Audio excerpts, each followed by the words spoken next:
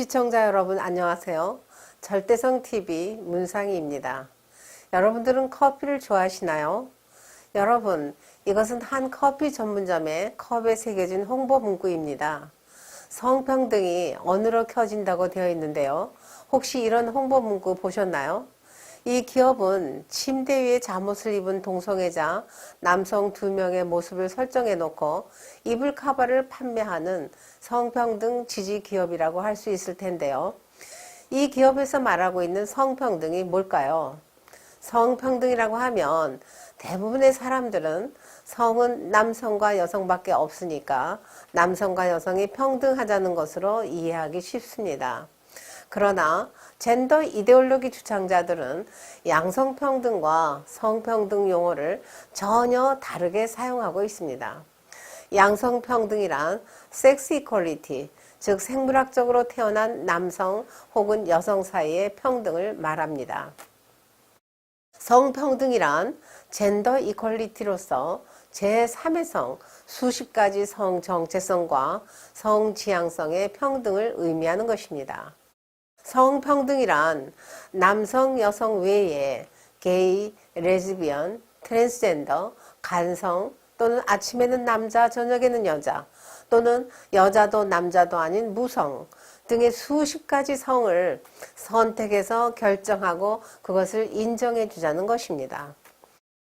시청자 여러분, 인류 역사상 수십 가지의 성이 있었다는 얘기를 들어보신 적이 있으신가요? 성평등은 동성애뿐만 아니라 동물, 소와 인형, 기계 등의 자신이 원하는 수많은 성적 취향도 다 이렇게 평등하게 대하자는 것입니다. 그렇게 수많은 성적 취향이 평등한 세상이란 어떤 세상을 말하는 것일까요? 성평등을 대표하는 아이콘은 동성애입니다.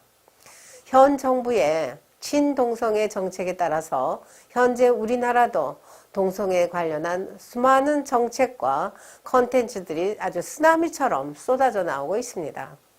시청자 여러분, 동성애와 소아성애가 많은 관련성이 있다는 것을 아시나요? 남성 동성애자들은 학문 선교를 하기 때문에 나이가 들수록 학문이 헐거워지고 각종 질병에 시달리게 되는 것이 현실입니다. 그래서 어리고 건강한 학문을 찾는 성향이 있다는 것입니다. 동성애자이며 에이즈로 사망한 프랑스의 유명한 패션 디자이너 이브생 로랑을 아십니까? 그는 소아성애 만화를 직접 출판하기도 했는데요. 이것은 그의 동성애자이며 소아성애자로서의 아주 문란한 성관계를 여실히 보여주는 것이죠. 동성애 인권이 합법화된 나라에서는 소아성애 인권도 성소수자이므로 인정해달라는 목소리가 있습니다.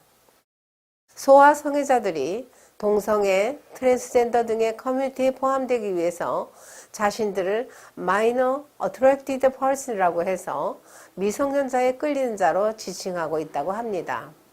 이들은 또한 자신들은 미성년자에 끌리지만 해를 끼치지는 않는다고 포장하며 LGBT 커뮤니티에 들어가려는 시도를 끊임없이 하고 있습니다. 동성애자들이 자신들을 피해받고 소외받는 소수자로 표현하는 것처럼 소아성애자들도 자신들을 위험하지 않고 그저 사랑받기 원하는 소외된 슬픈 성소수자라고 외치고 있는 것입니다.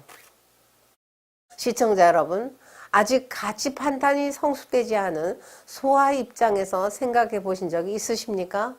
소아 입장에서는 성인이 성적 행동으로 접근할 때 그것이 무슨 의미인지도 모르는 채 성행동을 강요받는 것이기 때문에 이것은 아이에게 아주 엄청난 학대 행위라고 볼 수 있지 않겠습니까? 소아는 신체적으로 또는 정서적으로 사회적으로 또는 가치 판단적으로 성장 과정에서 부모로부터 보호받아야 할 아주 미성숙 단계에 머물러 있는 존재입니다.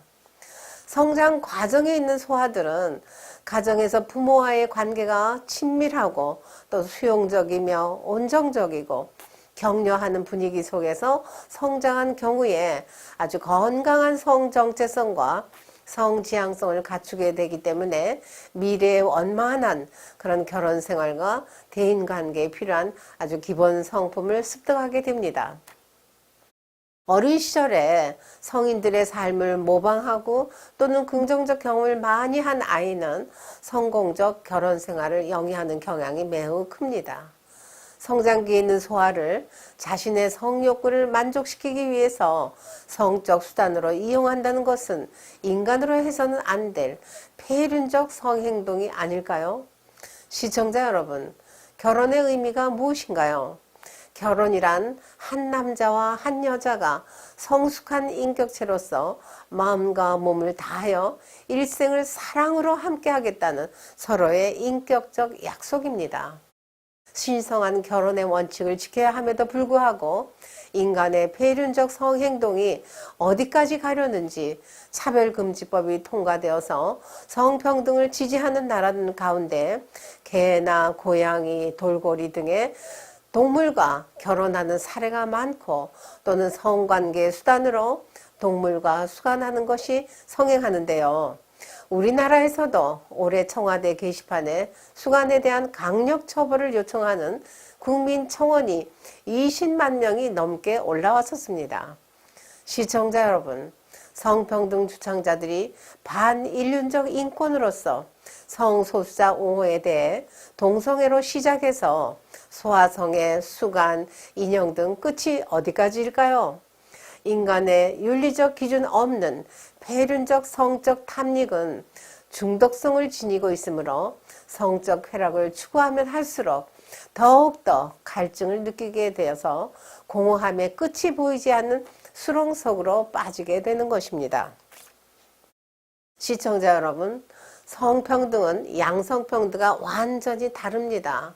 현 정부의 성평등 정책에 따라서 아주 급속도로 확산되고 있는 전국의 유치부, 초등, 중등, 고등학교의 성평등 교육과 우리 사회의 다양한 성평등 문화 속에서 대중들은 양성평등과 성평등의 완전 다름을 서로 일깨워야 합니다.